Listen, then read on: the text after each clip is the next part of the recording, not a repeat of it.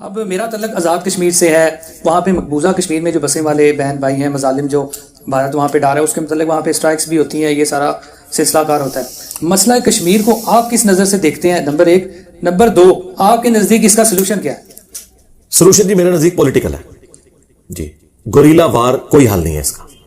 وہ آپ نے کر کے بھی دیکھ لی. اسلام میں تو گوریلا وار کی اجازت نہیں. سورۃ الانفال میں واضح ہے، جس قوم سے تمہارا معاہدہ ہے نا، ان سے تم جنگ نہیں کر سکتے جب تک کہ اعلانیہ عہد توڑ نہ دو. اور اسی کانٹیکسٹ میں ترمذی ابو داؤد میں حدیث ہے کہ حضرت معاویہ کے دور میں رومن امپائر کے ساتھ مسلمانوں کا ایک ایگریمنٹ تھا. اس ایگریمنٹ کی جب آخری دن آیا تو حضرت معاویہ نے بارڈر پہ فوج لگا دی کہ آج غروب آفتاب کے بعد یہ ایکسپائر ہو جائے گا، ہم ان پہ حملہ کر کے ان سے علاقہ چھین لیں گے. تو ایک صحابی گھوڑے کو ایڑی لگا کے مسلمانوں کی فوج کے سامنے آیا کہ میں تمہیں یہ کام نہیں کرنے دوں گا، کیونکہ نبی اسلام نے فرمایا تھا جس قوم سے معاہدہ ہے نا، جب تک اوپنلی توڑیں گے نہیں اور انہیں جنگ کی تیاری کا موقع نہیں دیں گے، اس وقت تک آپ نے ان کے اوپر وار مسلط نہیں کرنی. یہی وجہ ہے کہ مولانا مودودی نے کشمیر جہاد کی مخالفت کی تھی 1948 میں. یہ نہیں کہ وہ یہ کہتے تھے جہاد غلط ہے، وہ کہتے تھے جہاد کرنا ہے نا تو اوپن کرو.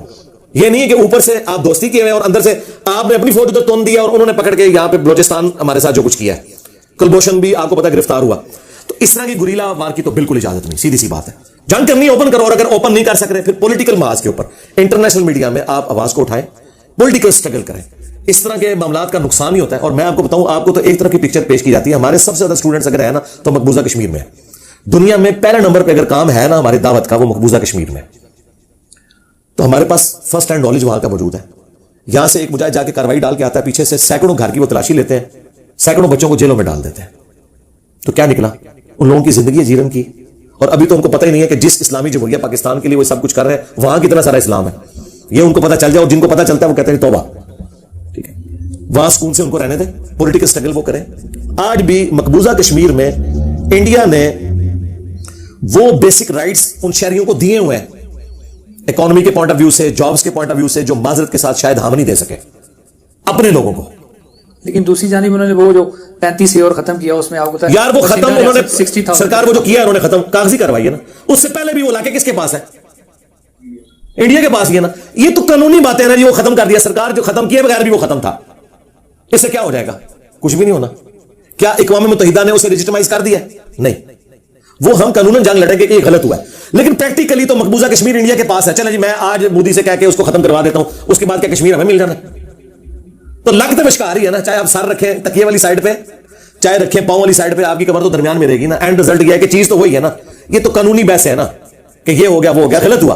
لیکن اس کے بغیر بھی کیا ان کو حقوق وہاں وہ والے ملے ہوئے تھے جو ہم چاہتے ہیں، لیکن جو ان کو ملے ہیں وہ تو یار ان کو سکون کی زندگی گزارنے دو. میرا تو یہ، میں وہ جو یاسین ملک صاحب ہیں ان کی جد و جہد کو میں بالکل سلام پیش کرتا ہوں. یہی ایک طریقہ ہے اور انشاءاللہ تعالیٰ اسی میں سے کوئی خیر نکلے گا. یہ اسی طرح کا ایک سوال ہے، اسی کے ساتھ ریلیٹڈ ہے.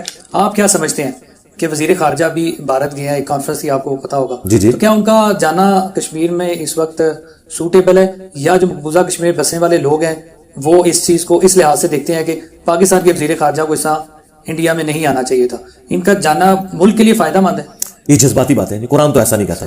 قرآن تو یہ کہتا ہے کہ اگر آپ کا کسی قوم کے ساتھ معاہدہ ہے اور اس کافر قبیلے نے مسلمانوں کو قتل کر دیا تو آپ ان کے ساتھ معاہدہ نہیں توڑیں گے. چند مسلمانوں کے پیچھے آپ سارے مسلمانوں کو تو نہیں اسٹیک پہ لگائیں گے. سورہ نساء پڑھ کے آپ دیکھ لیں، ان لوگوں نے قرآن نہیں پڑھا ہوا. اب اس کی وجہ سے جو باقی جو 20 کروڑ کے مسلمان ہیں جو انڈیا کے اندر، ان کا کیا قصور ہے کہ آپ ان کو تکلیف میں ڈال دیں؟ پھر اگلی بات، یہاں تو وہ لوگ بڑی جذباتی باتیں کرتے ہیں کہ جی وہاں وزیر خارجہ گئے ہیں اور ہمارے وزیر خارجہ مقبوضہ کشمیر کیوں نہیں گئے. مجھے بتائیں اگر انڈیا کا وزیر خارجہ پاکستان آئے، ہم اسے بلوچستانیوں کے جو لبریشن فرنٹ ہے ان سے ملانے کے لیے لے کے جائیں گے؟ بتائیں. تو جذباتی باتیں چھوڑیں. اچھا، انڈیا کے کسی فوجی کی ویڈیو لیک ہوتی ہے کہ وہ کہتا ہے کہ جناب ہمیں کھانا ٹھیک نہیں مل رہا، یہاں لوگ مذاق اڑاتے ہیں، اور اگر انڈین فوج اس کو فارغ کر دے کہتے ہیں زیادتی ہوئی ہے. آپ کا کوئی فوجی حرکت کرے اور انڈیا میں ویڈیو چلے، آپ نہیں اپنے فوجی کو فارغ کریں گے؟ یار خدا کے لیے اپنے آپ کو وہاں رکھ کے دیکھیں. خوابوں کی دنیا سے باہر نکلے ہیں، پڑھے لکھے لوگ بنے یار خدا کے لیے. اس لیے میں کہتا ہوں تھوڑی سائنس کی تعلیم حاصل کریں، کچھ تھوڑا سا آپ مورل ویلیوز سیکھ لیں، ایتھکس کو ایز اے سبجیکٹ پڑھ کے دیکھیں، تاکہ آپ کو پتا چلے کہ دنیا میں اس طرح نارمز نہیں ہوتے ہیں. یہ جذباتی باتیں ہیں کی جو ہو گیا، یہی وہ چیز ہے جس نے اسلام کو بدنام کیا. آج جو غیرت کے نام کے اوپر قتل کرتے ہیں ہمارے قبائلی علاقوں میں لوگ، تو وہ بھی یہ کہتے ہیں ساڑی کوڑی ناس کی. تو کیا اسلام نے کسی لڑکی کے بھاگ جانے کے اوپر یہ صلاح رکھی ہے کہ اسے قتل کر کے اس کی زندگی اسے چھین لو؟ تو تم اللہ سے بڑے کوئی دین کے ٹھیکیدار بنے ہوئے ہو نعوذ باللہ، یا رسول اللہ سے بڑے بنے ہوئے ہو خدا کے لیے. اور نہیں جی یہ ساڑی غیرت کا مسئلہ ہے، اور چھوڑ دے تیری غیرت. غیرت وہ ہے جو اللہ اور اس کے رسول بتائیں گے. شریعت کو آپ اپنے ہاتھ میں نہیں لے سکتے. اس لیے مولا علی کا قول ہے کہ قانون کے سکم کی وجہ سے 1000 بندے چھوٹ جائیں کوئی مسئلہ نہیں ہے, لیکن غلط قانون کی وجہ سے ایک بندہ بھی پھنس جائے نا بے گناہ, تو وہ اصل میں اللہ کے حضور جرم ہے. تو یہ قانون اس لیے بنائے جاتے ہیں کہ ٹھیک ہے اس میں آپ ٹالرنس کرتے ہیں, اس لیے یہ جذباتی باتوں کو چھوڑیں. علمی بحث کسی نے میرے ساتھ کرنی ہے وہ آ کے کر لے, علمی بحث قرآن و حدیث کھولیں گے اور بتائیں گے بتاؤ جو تم جس کو جہاد ڈکلیئر کر رہے ہو, جس کو تم کہہ رہے ہو کہ اس میں خارجہ پالیسی ہونی چاہیے, یہ قرآن و سنت میں کہاں لکھی ہوئی ہے؟ میں تمہیں بتاؤں گا قرآن و سنت میں کچھ اور لکھا ہوا ہے. اس طریقے سے ایسے معاملات نہیں چلتے دنیا میں نہ اسلام. اور ان میں سے کتنے ہیں جنہوں نے پولیٹیکل سسٹم آف اسلام پڑھا ہوا ہے؟ مجھے بتائیں. انہوں نے پڑھا ہوگا مولویوں نے, جن کے پاس بیسک نالج ہی نہیں ہے. اور ایک اللہ نے ان کو نعمت دی مولانا مودودی کی شکل میں, جس نے اسلامک ہسٹری میں پہلی دفعہ پولیٹیکل سسٹم آف اسلام پہ الجہاد فی الاسلام اور خلافت و ملوکیت لکھی ہے. یہ مولوی اس کو کافر کہہ رہے ہیں. تمہارے پاس کوئی پولیٹیکل سسٹم آف اسلام پہ کتاب ہی نہیں ہے الجہاد فی الاسلام کے سوا اور خلافت و ملوکیت کے سوا. اس لیے آج تو مودودی صاحب کے جو ناقدین ہیں نا وہ بھی کہتے ہیں کہ وہ خلافت و ملوکیت میں جو جمل صفین احوان نے ڈسکس کیا نا اسے نکال دیا جائے تو واقعی اس پلانٹ ارتھ پہ اس طرح کی کتاب کبھی کسی نے نہیں لکھی جو شروع میں انہوں نے درجنوں آیات درجنوں احادیث سے اسلام کا سیاسی نظام بتایا. وہ واقعی مودودی صاحب کا بہت بڑا کارنامہ ہے خلافت و ملوکیت. تو یہ جذباتی باتیں, کوئی علمی بات کریں.